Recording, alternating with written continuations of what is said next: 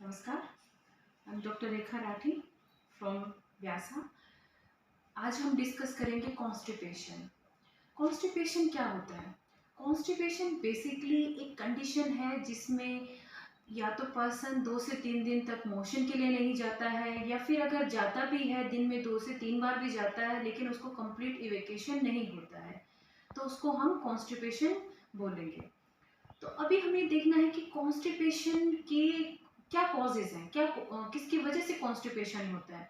Constipation के एक तो सबसे जो इम्पोर्टेंट होता है वो हमारा होता है फूड, हम क्या खा रहे हैं, वो बहुत मायने रखता है कॉन्स्टिपेशन के लिए भी और अदर डिजीज के लिए भी। बट बेसिकली जो सब कुछ डिजीज़ भी हैं जो कॉन्स्टिपेशन जिनमें बढ़ जाता है, जैसे हाइपोथायरिज्म की डिजीज़ है।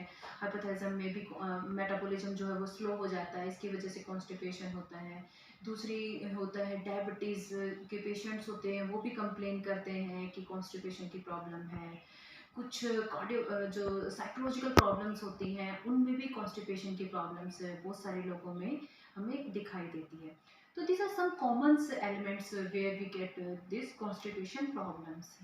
तो अब इसमें हमें ये भी होना चाहिए कि क्या सिम्टम क्या होता है, कॉन्स्टिपेशन अगर है तो क्या सिम्टम होगा उसमें।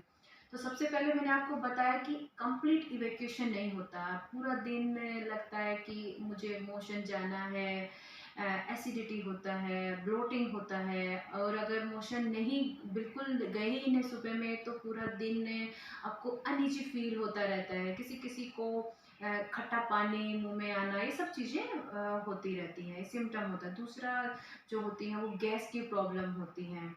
किसी किसी को वोमिटिंग की फीलिंग भी होती है, नोजिया जिसको हम बोलते हैं, ऐसी हेल्थ इश्यूज भी वो कंप्लेन करता है। तो बेसिकली अगर लंबे टाइम तक क्रोनिक कॉन्स्टिपेशन ऐसा चल रहा है, बार बार आपको इस तरीके की प्रॉब्लम आ रही है, तो ये आपके लिए एक आगे जा कर के हेल्थ एक मेजर हेल्थ इश्यूज बन जाता है। तो इसलिए जब भी आपको स्टार्ट होता है कि आपका डाइजेशन में कुछ इश्यूज हो रहे हैं, एसिडिटी हो रही है, कॉन्स्टिपेशन की प्रॉब्लम हो रही है, तो you have to improve your diet system, or if you are improve your diet system and then also you are not getting good motions, and then you consult a doctor which is nearby, then he or she suggest you about the things whatever you have to take and what you have to avoid। तो और अभी अगर हम देखते हैं कि ठीक है ये सब चीज़ें प्रॉब्लम आ रही है, सिम्टम आ रहे हैं, एक इसके बहुत मेजर जो प्रॉब्लम होता है ये भी होता है कि इसके बहुत सारे कॉम्प्लिकेशंस भी हैं। अगर हाँ आप देखेंगे कि अगर किसी पेशेंट को या किसी को भी मोशन सही से नहीं आ रहा है, अगर वो 2 से 3 दिन नहीं गया, तो जब भी वो स्टूल पास करेगा तो वो हार्ड स्टूल पास करेगा। हार्ड स्टूल क्यों होगा? क्योंकि वहाँ पे जो स्टूल होगा वो पड़ा पड़ा, जितना भी उसका वाटर पार्ट है, जितना भी उसमें लिक्विड पार्ट है, वो एब्जॉर्ब हो जाता है इंटेस्टाइन के थ्रू। इंटेस्टाइन से वो थ्रो अगर एब्जॉर्ब हो गया तो वो उसमें जो स्टूल है वो ड्राई हो जाएगा, वो रफ होगा। तो जब भी हम मोशंस के करने के लिए जाते हैं तो वो वहाँ पे पेन होता है। तो बहुत ज़्यादा चांस बढ़ जाते हैं कि अगर कॉन्स्टिपेशन की प्रॉब्लम रहती है लोगों में तो आगे जाके वो पाइल्स में चेंज हो सकती है। तो पाइल्स में भी, और फिशर, क्योंकि अगर हार्ड स्टूल पास आउट होता है तो जो हमारी एनल रीजन का जो म्यूकोसा है वो लेयर जो है वहाँ पे स्ट्रैप होगा, वहाँ पे उसको बहुत टाइटली से वहाँ पे इफेक्ट पड़ेगा, उसकी वजह से वहाँ पे लाइन जैसा स्क्रैच हो जाएगा जहाँ से ब्लीडिंग भी होना शुरू हो जाती है, दैट कॉल्ड फीसर। तो कॉन्स्टिपेशन लंबे टाइम तक रहता है तो पाइल्स और फीसर की प्रॉब्लम भी होनी शुरू हो जाती है।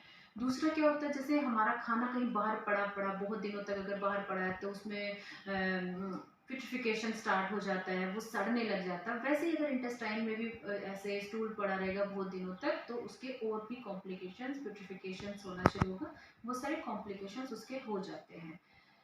अभी ये सब पता है कि चलो कॉन्स्टिपेशन क्या है, उसकी क्या कॉम्प्लिकेशन, तो हम इसको इम्प्रूव कैसे, तो कुछ चीज़ें हैं जिसको हम इम्प्रूव करके अपने हेल्थ को ठीक रख सकते हैं। जैसे सबसे पहले जो सबसे इम्पोर्टेंट होता है कि वाटर इनटेक बढ़ाया जाए। वाटर इनटेक बढ़ाने का मतलब होता है कि आप जो भी आप एक तो सुबह उठते ही सबसे ज़रूरी होता है कि गर्म पानी का एक गिलास, उठते ही सबसे पहले गर्म पानी लेना है, उसको पीना है। उसमें अगर आप चाहें तो उसमें थोड़ा सा हल्दी, उसमें हल्का सा नींबू का रस भी डाल के उसको ले सकते हैं, वो भी आपको कॉन्स्टिपेशन से बहुत ही इफेक्ट देगा। दूसरा है कि आप अपने जो नॉर्मल रूटीन होता है उसमें बटर मिल्क ऐड कीजिए, वो भी एक लिक्विड पार्ट होता है। कोकोनट मिल्क, कोकोनट वाटर आप ऐड कीजिए। सो होता है सूप, होता है सूप, आप जो डिनर लेते हैं उसमें सूप ऐड कीजिए। The all are the water contents है ना, जो जिन इन फूडों में जिसमें वाटर क्वांटिटी ज़्यादा रहती है। तो इस तरीके से आप अपना खाने को इम्प्रूव कर सकते हैं। दूसरी जो चीज़ है वो है कि अगर हमारी सेडेंट्री लाइफ रहती है कि नॉर्मली आजकल इतना भाग दौड़ है, हमें टाइम ही नहीं मिलता है कि कोई योगा करें, एक्सरसाइज करें, तो अगर आप बहुत ज़्यादा नहीं कर सकते तो वॉकिंग एक बहुत ही ईजी वे होता है जिसको हम कर सकते हैं। अगर हम सुबह में चल रहे हैं, ब्रिस्क वॉक कर रहे हैं या फिर आधा घंटा वॉक कर रहे हैं, तो ये एक एक्सरसाइज होता है। लेकिन अगर हम खाने के बाद 100 कदम चलते हैं, 100 कदम चलते हैं या उससे थोड़ा सा ज़्यादा भी चलते हैं, तो वो एक हमारा रिलैक्सेशन होता है। उसको हम एक्सरसाइज नहीं बोलेंगे। कि सिंपल वॉकिंग 100 कदम चलना खाने के बाद, वो आपको हेल्प करता है कॉन्स्टिपेशन से बचने के लिए। एक जो हम खाने में इम्प्रूव कर सकते हैं, हमें प्रोबायोटिक शुरू करना चाहिए। प्रोबायोटिक जैसे दही है, दही में एक जो लाइव बैक्टीरिया लैक्टोबैसिलस होता है, जो हेल्प करता है हमें कॉन्स्टिपेशन से निकलने में। उसका क्या रीज़न है, क्योंकि जो भी हमारे पूरे इंटेस्टाइन होते हैं उसमें म्यूकोसा होते हैं, तो जो कर्ड होती है, कर्ड में भी बैक्टीरिया होता है और वहाँ पे भी मैनिफेस्टेशन बैक्टीरिया होता है। तो जो प्रोबायोटिक है वो वहाँ पे बैलेंस बनाने का काम करती है बैक्टीरिया के बीच में। तो और वो हमारी जो लाइनिंग होती है, म्यूकोसल लाइनिंग, वहाँ पे भी एक लेयर बना देती है, जिससे जो मोशन है वो भी नॉर्मली आसानी से निकल जाता है। दूसरा, हमारा जो फाइबर रिच फूड खाना चाहिए। अब फाइबर रिच में ना लोगों का बहुत रहता है कि फाइबर रिच में क्या खाएं, हम फ्रूट्स खा रहे हैं, वेजिटेबल्स खा रहे हैं। फाइबर, दो टाइप के फाइबर रिच फूड होते हैं, एक ऑर्गेनिक होता है, एक इनऑर्गेनिक होता है। तो बेसिकली जो ऑर्गेनिक इनमें हमारा व्हीट ब्रांड हो गया या फिर वेजिटेबल्स हैं, फ्रूट्स हैं, वो सारी चीज़ें इसमें आते हैं। दूसरा टाइप जो होता है उसमें नट्स हैं, कोई भी नट, आलमंड, केशू, कोई भी नट है वो हमें लेना शुरू कर देना चाहिए। ये क्या करते हैं, जितना भी फाइबर होते हैं वो हमारे जो फूड मटेरियल है उसके साथ मिल के वहाँ पे एक जेली लाइक जो सब्सटेंस है उसको बनाते हैं, जिसकी वजह से जो इंटेस्टाइन में विदाउट स्क्रैपिंग हमारा जो स्टूल है वो इजीली पास आउट हो जाता है। ठीक है, तो हम अपने खाने में फाइबर रिच जो फूड है उनको ऐड ऑन करना है। प्रोबायोटिक मैंने आपको बताया है। सबसे एक और चीज़ इंपॉर्टेंट होता है, प्रून्स जो होते हैं, फिग होता है, वो भी अपने खाने में ऐड कीजिए। ये भी नेचुरल लेग्जेटिव होते हैं ना। इनका सबसे इजी तरीका होता है कि रात में इनको भिगो दो पानी में और सुबह उसको ले लो। तो ये सब चीज़ें आपने ऐड करनी है अपने खाने में। बहुत सारी कुछ चीज़ें होती है, अगर आपको कॉन्स्टिपेशन, ये तो नॉर्मल रूटीन है, अगर ये आप खा रहे हैं तो कॉन्स्टिपेशन होगा। अगर हो भी गया है आपको कॉन्स्टिपेशन, तो सबसे होता है कि अगर आप फ्रूट्स वेजिटेबल पूरा दिन में अच्छे से नहीं ले पाए हो, तो इसबगोल एक बहुत ईजी वे होता है कि रात में इसबगोल लेना। उसको एक तरीका होता है कि 1 चम्मच इसबगोल को थोड़े पानी में डिप कर दो, जब वो फूल जाता है then you can take it. तो वो भी पूरा आपको फाइबर देता है। जिस दिन पूरा तरीके से अगर खाने में आप नहीं ले पाए तो उस दिन उसको भी ले सकते हैं आप।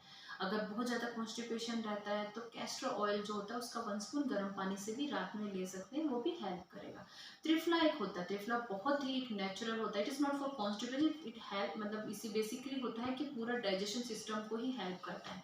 तो त्रिफला भी बहुत सारे फॉर्म्स में आता है, काढ़े के फॉर्म में भी आता है, टैबलेट फॉर्म में भी आता है, पाउडर फॉर्म में भी आता है। उसको भी आप रात में लेना शुरू कर सकते हैं, वो भी आपको हेल्प करेगा दीपन और पाचन, डाइजेशन में। ठीक है, तो दीज आर कुछ टेक्निक्स हैं जिसको हम यूज़ करके कॉन्स्टिपेशन से बच सकते हैं, और उसके कॉम्प्लिकेशंस, जैसे मैंने आपको बताया, पाइल्स, फिशर्स जो है उनकी कॉम्प्लिकेशन से भी वो ना हो, उनसे भी हम बच सकते हैं।